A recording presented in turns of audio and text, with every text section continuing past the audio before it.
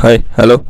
இப்போ நம்ம வந்து காம்பவுண்ட் எஃபெக்டில் வந்து டேரன் ஆர்டி ஆத்தர் சொல்கிற லாஸ்ட் டாபிக் பார்க்குறோம். ஆக்ஸலரேஷன் அப்படிங்கிறது.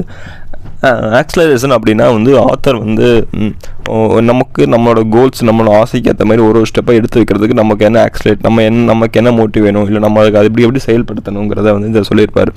இப்போ எக்ஸாம்பிள் வண்டி ஸ்டார்ட் பண்ணியிருப்போம், ஆனால் கீர்லாம் போட்டிருப்போம், ஆனால் ஜஸ்ட் ஒரு மூவ்மெண்ட் பண்ணுறதுக்கு நம்ம ஆக்ஸலேட் பண்ணுற மாதிரி ஜஸ்ட் அந்த ஃபஸ்ட்டு ஸ்டெப்பை எப்படி பண்ணணும், அதுக்கு நம்ம பண்ணாமல் இருக்கிறதுக்கு நம்ம என்னென்ன நம்ம பண்ணிக்கிறோங்கிறது அது ஆத்தர் கிளியராக கொடுத்துருப்பாரு. ஸோ என்னென்னா அப்போ நம்ம வந்து ஆக்ஸலேட் எப்படி பண்ணணுங்கிறதுக்கு ஒரு பெஸ்ட் எக்ஸாம்பிள் சொல்லுவார். ஒரு விஷயம் வந்து ஒரு விஷயம் ஈஸியாக இருக்கும்னு நம்ம வந்து எக்ஸ்பெக்ட் பண்ணக்கூடாது. நம்ம வந்து அதில் வந்து பெட்டராக இருக்கும்னு நம்ம நினைக்கணும். அப்போ தான் நம்மளால் அந்த ஆட்டோமேட்டிக்காக நம்ம பெட்டராக இருக்கும்னு ஃபீல் பண்ணி நம்ம ஒர்க் பண்ணால் நம்மளால் அந்த விஷயத்தை வந்து எடுத்து பண்ண முடியும். இல்லைனா நம்ம வந்து ஈஸியாக இருக்கும்னு நினச்சிட்டு பண்ணாமே விட்டுட்டு போயிடுவோம். இல்லைனா கஷ்டமாக இருக்கும். இல்லைனா அதை நம்ம ஈஸியாக இருக்குன்னு நினச்சி பண்ணாமல் விட்டுறனாலே நமக்கு அந்த விஷயம் ஆட்டோமேட்டிக்காக கஷ்டமாக மாறிடும். ஸோ நம்ம வந்து பெட்டராக இருக்கிறத சூஸ் பண்ணி நம்ம பெட்டராக இருக்கும் நம்ம மைண்ட் செட்டை வச்சுக்கிட்டு ஸோ அதுக்கேற்ற ஒர்க் பண்ணால் ஆல்வேஸ் நமக்கு அந்த ஜாப் வந்து கொஞ்சம் ஈஸியாகவே இருக்கும்.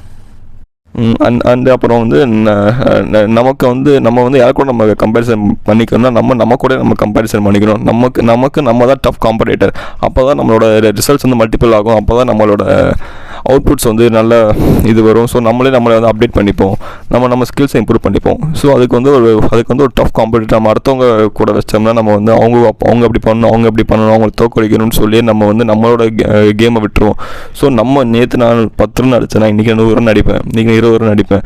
ஸோ ஒன்று நம்மளே கொஞ்சம்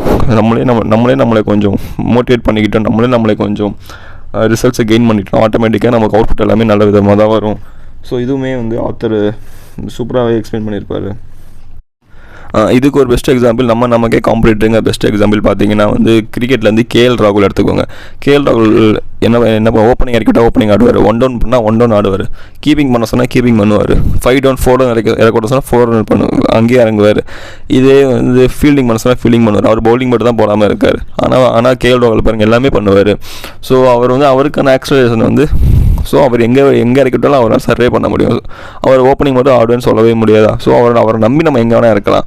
ஸோ ஏன்னா அவருக்கு அவரோட கோலில் அவர் வந்து தெளிவாக இருக்கார். ஸோ அவர் வந்து எங்கே இறக்கிட்டாலும் அங்கே அவர் தான் காம்படிட்டர், அங்கே அவர் தான் அவருக்கு கம்பேரிசன். ஸோ அவரால் அவருக்கு ஈஸியாக மூவ் பண்ண முடியுது.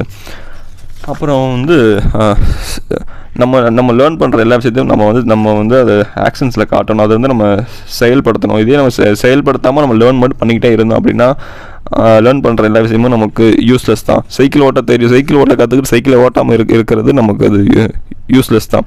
மோட்டிவேஷன் மட்டும் வச்சுக்கிட்டு ஆக்ஷனே இல்லாமல் இருந்தோன்னா அதுவும் வேஸ்ட்டு தான்.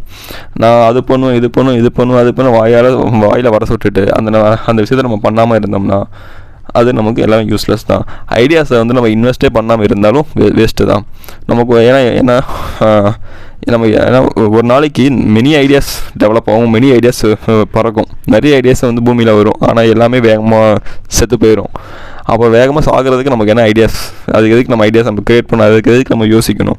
ஸோ ஐடியாஸுங்கிறது ஜஸ்ட் நம்ம வந்து அதோட ப்ரோஸ் அண்ட் கான்ஸ் எல்லாம் தெரிஞ்சுக்கிட்டு ஜஸ்ட் நம்ம அதை வந்து இன்வெர்ட் பண்ண கற்றுக்கணும். அப்போ தான் நம்மளால் எல்லாமே சக்ஸஸ்ஃபுல்லாக இருக்க முடியும், அட்லீஸ்ட் நம்ம தெரிஞ்சிக்க முடியும். ஸோ இதோட வந்து காம்பவுண்ட் எஃபெக்ட்டுங்கிற புக்கோட இது நம்ம முடியுது. இதில் தான் உங்களுக்கு என்னாச்சு இருந்துச்சு அப்படின்னா நீங்கள் கமெண்ட்ஸில் சொல்லுங்கள். ப்ளஸ் அண்ட் தென் இந்த புக்கை நீங்களே